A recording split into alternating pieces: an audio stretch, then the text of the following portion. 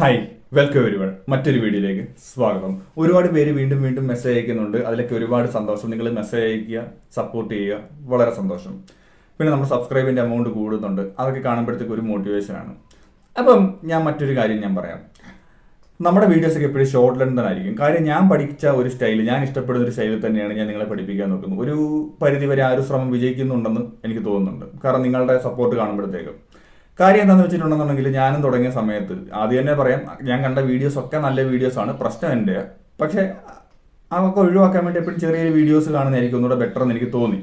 കാര്യം ചിലപ്പോൾ 1 മണിക്കൂറത്തെ 2 മണിക്കൂറത്തേക്ക് വീഡിയോ കാണുമ്പോഴത്തേക്ക് എനിക്ക് സന്തോഷമാണ്. കാരണം കൂടുതൽ അറിവ് കിട്ടുന്നു, കൂടുതൽ കാര്യങ്ങൾ കിട്ടിയെന്നും പറഞ്ഞിട്ട്.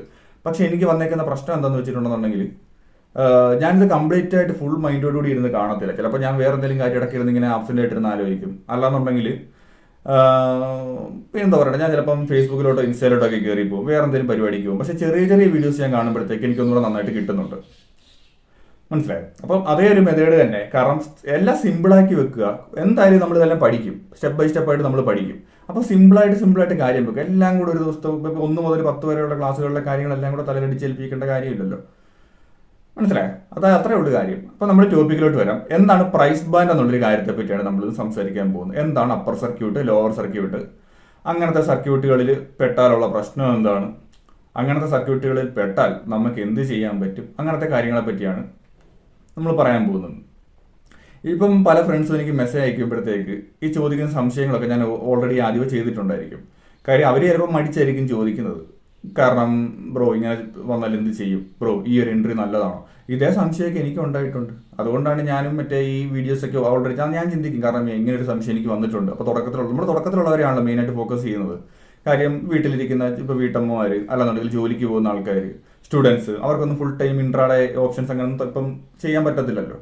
ഇച്ചിരി പാടായിരിക്കും. അപ്പോൾ അങ്ങനെയുള്ളവർക്ക് വേണ്ടി നമ്മൾ സ്വിങ്, പ്രൈസ്, സ്റ്റോക്കിൻ്റെ സജഷൻസ്, അങ്ങനത്തെ കാര്യങ്ങൾ, സൈക്കോളജി, അങ്ങനത്തെ കാര്യങ്ങളാണ് നമ്മൾ സജസ്റ്റ് ചെയ്യുന്നത്. അപ്പം പ്രൈസ് ബാൻഡ് എന്താണെന്ന് വെച്ചിട്ടുണ്ടെന്നുണ്ടെങ്കിൽ ഒരു ഷെയർ ഇത്രയും മൂവ്മെൻറ്റേ പാടുള്ളൂ, ഒരു ദിവസം ഇത്രയും മൂവ്മെൻറ്റേ പാടുള്ളൂ എന്ന് സെബി നേരത്തെ തീരുമാനിച്ചിട്ടുണ്ടായിരിക്കും. അത് നമ്മുടെ ഒരു പ്രൊട്ടക്ഷന് വേണ്ടി തന്നെയാണ്, അത് ഞാൻ പറയാം. പക്ഷേ ഈ ഒരു പ്രൈസ് ബാൻഡിന് ഒരു പ്രത്യേകത ഉണ്ടെന്ന് വെച്ചാൽ, ആ ഒരു പ്രത്യേകത എന്താണെന്ന് വെച്ചാൽ ഇത്രയേ ഉള്ളൂ. നമ്മളിപ്പം ഫ്യൂച്ചർ ആൻഡ് ഓപ്ഷൻസ് ആക്ടിവേറ്റ് ആയിട്ടുള്ള ഷെയറുകൾ, നമ്മൾ പല ഷെയറുകളും നമ്മുടെ ട്രേഡിംഗ് ടെർമിനലിനകത്ത് അല്ലെങ്കിൽ ഈ ബ്രോക്കേഴ്സിനകത്ത് സെർച്ച് ചെയ്യാൻ നേരത്ത് PE, ആ ഷെയറിൻ്റെ PE, CE അല്ലെങ്കിൽ FUT, അതായത് ഫ്യൂച്ചർ ഓപ്ഷൻസ്, അതായത് PE എന്ന് പറയുമ്പോഴത്തേക്ക് പുട്ട് ഓപ്ഷൻ, CE എന്ന് പറയുമ്പോഴത്തേക്ക് കോൾ ഓപ്ഷൻ, അങ്ങനത്തെ പല കാര്യങ്ങൾ, ഓപ്ഷൻസ് ഒക്കെ പോട്ടെ. അപ്പോൾ അത് ഡെറിവേറ്റീവ് സെഗ്മെന്റ്സ് ആക്ടിവേറ്റ് ആയിട്ടുള്ള സ്റ്റോക്കുകൾ, അല്ലാതെ നമ്മുടെ നോർമലായിട്ടുള്ള പല സ്റ്റോക്കുകളും ഉണ്ടല്ലോ. അതിനിപ്പോൾ വഴിയെ നിങ്ങൾക്ക് മനസ്സിലാവും. അത് തമ്മിൽ ഈ പ്രൈസ് ബാൻഡിൻ്റെ കാര്യത്തിൽ വ്യത്യാസമുണ്ട്.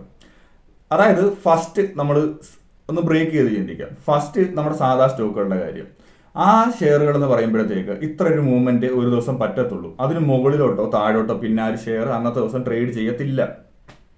മനസ്സിലായോ? അപ്പം ആ ഒരു ഷെയറിന് ഒരു ദിവസം മൂവ് ചെയ്യാൻ പറ്റുന്ന ഏറ്റവും മാക്സിമം ലെവലാണ് അപ്പർ സർക്യൂട്ട്. മനസ്സിലായോ? ഏറ്റവും മുകളിലോട്ട് പോകുന്നത് എന്തുകൊണ്ടാണ്? ബയ്യേഴ്സ് കൂടിയത് കൊണ്ട്. അപ്പർ സർക്യൂട്ട് ആയാൽ പിന്നെ സെല്ലേഴ്സ് അവിടെ ഇല്ല. മനസ്സിലായോ? ബയ്യേഴ്സ് ആണ് അവിടെ ഉള്ളത്, സെല്ലേഴ്സ് ഇല്ല.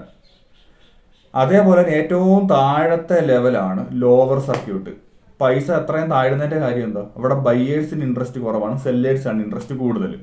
അതിൻ്റെ താഴോട്ട് പിന്നെ പ്രൈസ് മൂവ്മെന്റ് ഇല്ല. അതായത് ആ ട്രേഡിങ് അവിടെ നിൽക്കും.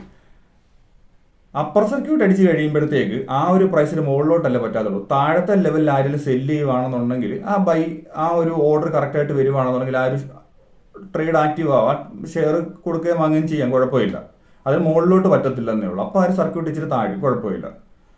അതായത് ആ പ്രൈസ് ബാൻഡ് അങ്ങനെ തന്നെ നിൽക്കും. ആ താഴത്തെ ലെവലിൽ ആ ഒരു ബാൻഡിനിടയ്ക്കുള്ള പ്രൈസിൽ നമുക്ക് അങ്ങോട്ടും ഇങ്ങോട്ടും സെല്ല് ചെയ്യുകയൊക്കെ ചെയ്യാം. അതിൻ്റെ മെയിൻ പ്രശ്നങ്ങളെപ്പറ്റി നമ്മൾ കൂടുതലായിട്ട് ചർച്ച ചെയ്യാം. അപ്പം ഈ ഒരു പ്രൈസ് ബാൻഡ് തീരുമാനിക്കുന്നത് ഫസ്റ്റ് ഒരു 20% ആയിരിക്കും പ്രൈസ് ബാൻഡ്. പിന്നെ ഈ സർക്യൂട്ട് അടിച്ച് അപ്പുറോ ലോവറോ അടിച്ച് വരുമ്പോഴത്തേക്ക് അതൊരു 15 മാറും. പിന്നെ അങ്ങനെ വരുമ്പോഴത്തേക്ക് ഒരു 10 മാറും, പിന്നെ 5 മാറും, പിന്നെ 2 മാറും. അപ്പോൾ ആ ഒരു മൂവ്മെന്റിനെ കൺട്രോൾ ചെയ്ത് അങ്ങനെ വെക്കുകയാണ് ചെയ്യുന്നത്. എന്തുകൊണ്ട് ഈ ഒരു സർക്യൂട്ട് വെക്കുന്നു എന്ന് പറയുമ്പോഴത്തേക്ക് നമ്മുടെ ഈ സെബിക്ക് അറിയാം. കാരണം അത് ഇൻവെസ്റ്റേഴ്സിനെ പ്രൊട്ടക്ട് ചെയ്യാൻ വേണ്ടി തന്നെ ഒരു സംഭവമാണ് ഈ SEBI, securities and board of India. ഇപ്പോൾ എന്തെങ്കിലും ഒരു മാൽ പ്രാക്ടീസുകൾ അല്ലെന്നുണ്ടെങ്കിൽ ആ ഒരു ഹ്യൂജ് മൂവ്മെന്റ് പോസിറ്റീവായിട്ടുള്ള സൈഡോ അല്ലെങ്കിൽ നെഗറ്റീവായിട്ടുള്ള സൈഡോ ആണെങ്കിലാണല്ലോ മുകളിലോട്ടോ താഴോട്ടോ നല്ലൊരു മൂവ്മെന്റ് നടക്കുന്നത്. അല്ലെ ഒരു ഓപ്പറേറ്ററിന്റെ കളി എന്നൊക്കെ പറഞ്ഞ് പല വീഡിയോസിനകത്തും പലയിടത്തും കേട്ടിട്ടില്ലേ?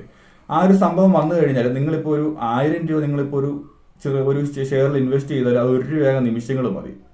അതായത് കൺട്രോൾ ഇല്ലാത്ത രീതിയിൽ അങ്ങോട്ടും ഇങ്ങോട്ടും പോയി കഴിഞ്ഞാൽ ഒന്ന് ലോസ് അടിച്ച് കഴിയുമ്പോഴത്തേക്ക് ഒന്ന് ആലോചിച്ച് നോക്കി പണി കിട്ടും.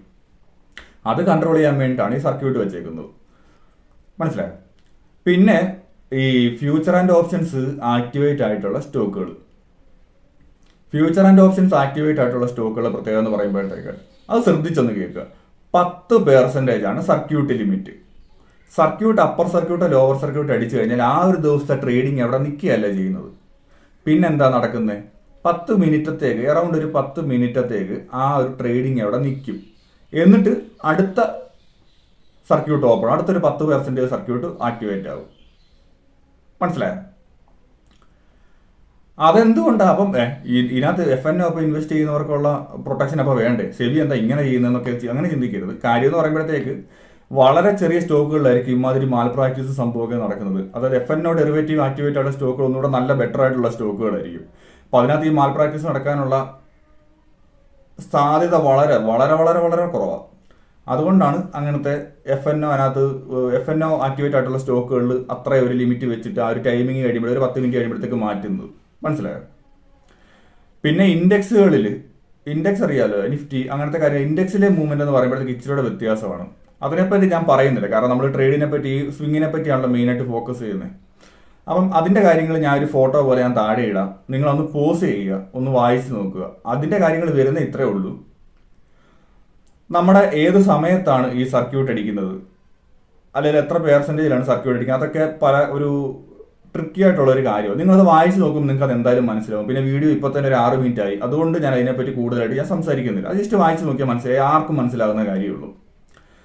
അപ്പം സർക്യൂട്ട് അടിക്കുക എന്ന് പറയുമ്പോഴത്തേക്ക് അപ്പർ സർക്യൂട്ട് അടിക്കുമ്പോൾ മാക്സിമം ലെവൽ, അതിനപ്പുറത്തോട്ട് വേറെ ഇല്ല. കാരണം ഞാൻ ഓൾറെഡി പറഞ്ഞു, പ്രൈസ് അതിനപ്പുറത്തോട്ട് പോകാൻ പറ്റത്തില്ല. അതെന്തുകൊണ്ട്? അവിടെ ബയ്യേഴ്സ് കൂടുതലുള്ളതുകൊണ്ട്.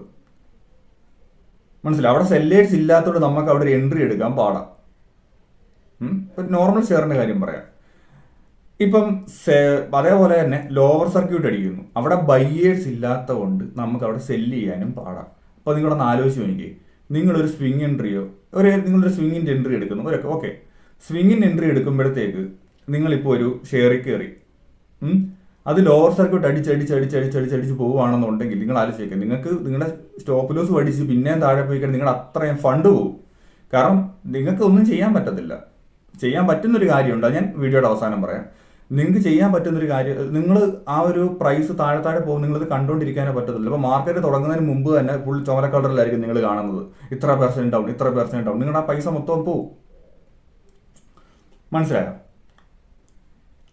അതാണ് ഈ സർക്യൂട്ട്, ലോവർ സർക്യൂട്ട് അടിച്ചുള്ള പ്രശ്നം. അപ്പർ സർക്യൂട്ട് എന്ന് പറയുമ്പോഴത്തേക്ക് ഒരു വര പോലെ നിങ്ങൾ കണ്ടിട്ടില്ലേ, പല സ്റ്റോക്കുകളും വര പോകും, മുകളിലോട്ടും വര താഴോട്ടും, അല്ലെന്നുണ്ടെങ്കിൽ ഹൈഫൻ പോലെ വന്നു. FNOയുടെ കാര്യം പറയും, കുറച്ച് നേരം ഇങ്ങനെ വര പോലെ വന്നു, പിന്നെ അത് മുകളിലോട്ടൊരു മൂവ്മെന്റ് നടക്കുന്നു, അവിടെ പിന്നെ സർക്യൂട്ട് അടിക്കുകയാണെങ്കിൽ പിന്നെ ഒരു മൂവ്മെന്റ് നടക്കുന്നു. അത് നിങ്ങൾ പലയിടത്തും കണ്ടിട്ടുണ്ടായിരിക്കും. മനസ്സിലായോ? അപ്പം ബേസിക്കലി എനിക്കിട്ടൊരു പണി കിട്ടിയെന്ന് പറയുമ്പോഴത്തേക്ക് ഞാൻ ഇങ്ങനത്തെ ഒരു ഷെയറിനകത്ത് ഒരു മുകളിലോട്ടുള്ള ഒരു കിടിലെ മൂവ്മെന്റ് കണ്ടപ്പോഴത്തേക്ക് ഞാൻ ചാടിക്കരുത്. അതിനെപ്പറ്റി ഞാൻ പ്രത്യേകം വീഡിയോ ചെയ്യുന്നുണ്ട്, ഞാൻ പറഞ്ഞല്ലോ സ്റ്റെപ്പ് ബൈ സ്റ്റെപ്പ്. അപ്പോൾ അതിനെപ്പറ്റി പ്രത്യേകം ഞാൻ വീഡിയോ ചെയ്യാം, കാരണം അത് കണ്ട് പഠിച്ചേ പറ്റത്തുള്ളൂ നിങ്ങൾ. അല്ലെങ്കിൽ നമ്മുടെ ഈ വീഡിയോസ്, കാരണം ഞാൻ മാക്സിമം ഇൻഫർമേഷൻസ് കൊടുക്കുകയാണല്ലോ നമ്മുടെ ചാനലിൻ്റെ ഉദ്ദേശം. അപ്പം സർക്യൂട്ട് അടിച്ചടിച്ച് മുകളിലോട്ട് പോകുന്നത് കണ്ടപ്പോഴത്തേക്ക് ഞാൻ ചിന്തിച്ചു, ഇവിടെ സർക്യൂട്ട് അടിക്കുമ്പോൾ മേടിച്ച് കഴിഞ്ഞാൽ ഗ്രീഡി സൈക്കോളജി ഓർത്തോണം, ഇമോഷൻസിനെ കൺട്രോൾ ചെയ്യാൻ അറിയത്തില്ല, കുറേ നാൾ മുമ്പത്തെ കാര്യമാണ്. അപ്പം ഒത്തിരി പോകുന്നു. അപ്പോൾ ഇടയ്ക്ക് നമ്മളൊന്ന് കയറുവാണെന്നുണ്ടെങ്കിൽ ലാഭം കിട്ടും. ശരിയാ, എനിക്ക് ഇടയ്ക്ക് ഞാനൊരു ഓർഡർ ഇട്ട് വെച്ചു. അപ്പർ സർക്യൂട്ട് ആകുമ്പോഴത്തേക്ക് സെല്ലേഴ്സ് ഇല്ലാത്തതുകൊണ്ട് നമുക്ക് കിട്ടാൻ ചാൻസ് കുറവാണെങ്കിൽ ഏതോ ഒരാൾ സെല്ല് ചെയ്തു, ആ വാങ്ങിച്ച ഭാഗ്യവാൻ ഞാനായിരുന്നു. അത് മോളി ഒരുപാട് മോളിൽ പോയി. പിന്നെ നടന്ന സംഭവമാണ് അടിപൊളി. ലോവർ സർക്യൂട്ട് അടിച്ച് താഴോട്ട് എൻ്റെ തലയ്ക്ക് വെച്ചത് ഏറ്റവും അടിയിൽ പോയി, ഏറ്റവും താഴോട്ട് പോയി. പിന്നെന്ത് പറ്റി? ഞാനതും പിടിച്ചുകൊണ്ടിരുന്നു, കാരണം എൻ്റെ ക്യാപിറ്റലിനൊക്കെ നല്ലൊരു ശതമാനത്തോളം തന്നെ ലോസ് വന്നു. ഭാഗ്യത്തിന് എല്ലാ പൈസയും കൂടെ കൊണ്ടുപോയിട്ടില്ല. എന്തോ ഭാഗ്യത്തിന് ആ ഒരു സമയത്ത് എല്ലാം കൂടെ ഒരിടത്തിടല്ലെന്ന് വാരൻ ബഫറ്റിൻ്റെ ഏതൊരു ക്യൂട്ട് കണ്ടുകൊണ്ടുള്ളൊരു ബോധം ഉണ്ടായിരുന്നു. അതുകൊണ്ട് ഒരു എമൗണ്ട്, കാരണം ആർത്തി കാരണം അല്ലെങ്കിൽ ഒരു ഗ്രീഡി കാരണം വലിയ വെച്ച് സാമാന്യം ചെറിയൊരു എമൗണ്ട് തന്നെ ഞാൻ ഇട്ടായിരുന്നു. അതായിക്കോട്ടെ, അത് പോട്ടെ. അപ്പോൾ പഠിച്ചു ആ ഒരു കാര്യം. അപ്പം ഞാൻ ചെയ്തൊരു കാര്യം ഇത്രയുള്ളൂ. അപ്പം നിങ്ങൾക്ക് ആലോചിക്കേണ്ട ഒരു കാര്യമുണ്ട്. അപ്പോൾ അതിൽ നിന്ന് എങ്ങനെ ഞാൻ രക്ഷപ്പെട്ടത്? അതിനകത്തും ഞാൻ എക്സിറ്റ് അടിച്ചു. എങ്ങനെ രക്ഷപ്പെട്ടെന്ന് പറഞ്ഞാൽ ഇത്രയേ ഉള്ളൂ. എല്ലാ ദിവസവും രാവിലെ എണ്ണിട്ടിട്ട് ഓർഡർ ഇട്ടങ്ങ് വെച്ചു. 2-3 ദിവസം കുറച്ച് ദിവസങ്ങളോളം ഞാൻ ഇങ്ങനെ ഓർഡർ ഇട്ട് വെച്ച് ഇങ്ങനെ കാത്തിരിക്കും. എല്ലാ ദിവസവും വൈകുന്നേരം നോക്കും സെല്ലാകുന്നുണ്ടോ. ആരും വാങ്ങിക്കാൻ ബയ്യേഴ്സ് ഇല്ലല്ലോ. പിന്നെ അത് വേറെ ആരോ വാങ്ങിച്ചു. കാരണം നമ്മൾ ഈ ഓർഡർ ഇട്ട് വെക്കുക എന്നല്ല, നമുക്കൊന്നും ചെയ്യാനില്ല ചിലപ്പോൾ. അല്ലെങ്കിൽ ആഫ്റ്റർ മാർക്കറ്റ് ഓർഡറോ അല്ലെങ്കിൽ നമ്മൾ പ്രീ മാർക്കറ്റ് തന്നെ ഈ ഓർഡർ ഒക്കെ ഇട്ട് വെക്കാതെ വേറെ ഒരു വഴിയില്ല. വെയിറ്റ് ചെയ്തിരിക്കുക എന്നുള്ളതേ ഉള്ളൂ. അപ്പോൾ നിങ്ങൾ ചെയ്യേണ്ട കാര്യം നല്ല വോളിയം, അതായത് നല്ല ലിക്വിഡിറ്റി ഉള്ള നല്ല സ്റ്റോക്കുകളിൽ മാത്രം എൻട്രി എടുക്കുക. ഓർക്കുക, മെയിനായിട്ട് ശ്രദ്ധിക്കുക. പിന്നെ ചാർട്ട് തുറന്ന് വെച്ച് പ്രൈസ് ആക്ഷൻ നോക്കുമ്പോഴേക്ക് ഈ വരവരെയുള്ള ഒരുപാട് അവിടെ ഇവിടെയൊക്കെ 1-2 ഒക്കെ ഉള്ളത് ഒക്കെയാണ്, വലിയ സീനില്ല. തുടക്കത്തിലൊക്കെ പല സ്റ്റോക്കുകളുടെയും കാണാം. പക്ഷെ എന്നാൽ ഇങ്ങനെ വരവരെ പോലെ പോകുന്നു, കുറച്ചൊരു നല്ല മൂവ്മെന്റ് വരുന്നു. പിന്നെ അതായത് സർക്യൂട്ട് അടിച്ചടിച്ച് ഒരുമാതിരി എന്തോ പറയണ്ടേ, ഏണി പോലത്തെ സാധനം വല്ലതും ആണെന്നുണ്ടെങ്കിൽ കയറാതിരിക്കുക, പെട്ടുപോകും. പിന്നെ നമ്മൾ ആ പൈസ പോയെന്ന് പറഞ്ഞിട്ട് കാര്യമില്ല. അത് നിങ്ങളിപ്പം അപ്സ്റ്റോക്സിന് മെസ്സേജ് അയച്ചാലും സറോദയ്ക്ക് മെസ്സേജ് അയച്ചിട്ടും കാര്യമില്ല. എന്തിനു കയറിയെന്നുള്ളൊരു പ്രശ്നമായിപ്പോൾ. കാരണം കോടിക്കണക്കിനൊന്നുമില്ല, ആയിരക്കണക്കിന് നല്ല ഷെയറുകൾ ഉണ്ടായിട്ടും എന്തിനാ മോശം ഷെയർ കയറി? നല്ല ഷെയറുകൾ കയറിയാൽ പോരെ. എപ്പോഴും കുറഞ്ഞ പൈസയ്ക്ക് നമ്മൾ വാങ്ങിച്ചു വെച്ചാൽ കുറഞ്ഞ പൈസയുടെ ഷെയർ അപ്പോൾ ഒത്തിരി എണ്ണം വാങ്ങിക്കുകയല്ല, അപ്പോൾ ഒത്തിരി പ്രോഫിറ്റ് കിട്ടുമെന്ന് പറഞ്ഞിട്ടായിരിക്കും ഇങ്ങനെ കയറുന്നത്. എല്ലാ സ്റ്റോക്കുകൾക്കും പണി കിട്ടുമെന്നല്ല, പക്ഷെ അവിടെ ഒരു റിസ്ക് എപ്പോഴും ഒരു പ്രസന്റ് ആണ്. പിന്നെ നിങ്ങൾക്ക് ചോദിക്കാം, സർക്യൂട്ട് ലിമിറ്റ് നിങ്ങൾക്ക് എങ്ങനെ കണ്ടുപിടിക്കാൻ പറ്റുമെന്ന്. അത് ഇത്രയേ ഉള്ളൂ.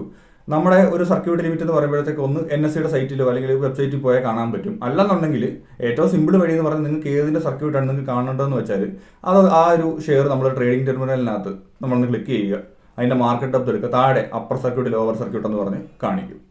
അത്രയ്ക്ക് അപ്പോൾ ഇന്നത്തെ വീഡിയോയ്ക്കകത്ത് പറയാനുള്ളൂ. ആലോചിച്ച് നോക്കുക, ഒരുപാട് സർക്യൂട്ട് അടിക്കുന്ന സ്റ്റോക്കുകൾ മോശം, വളരെ പെന്നിയായിട്ടുള്ള വളരെ ചെറിയ സ്റ്റോക്കുകളിൽ എപ്പോഴും എൻട്രി എടുക്കാതെ ഇരിക്കുക. പ്രത്യേകിച്ച് അറ്റ്ലീസ്റ്റ് നിങ്ങൾ ആ ഒരു മൂവ്മെന്റ്, ആ ഒരു പ്രൈസ് മൂവ്മെന്റ് ഒക്കെ നിങ്ങൾ ആ ചാർട്ടൊക്കെ ഒരു വീക്കിലി ഒക്കെ എടുത്ത് ഡെയിലി ഒക്കെ എടുത്ത് പുറകോട്ട് നോക്കുക.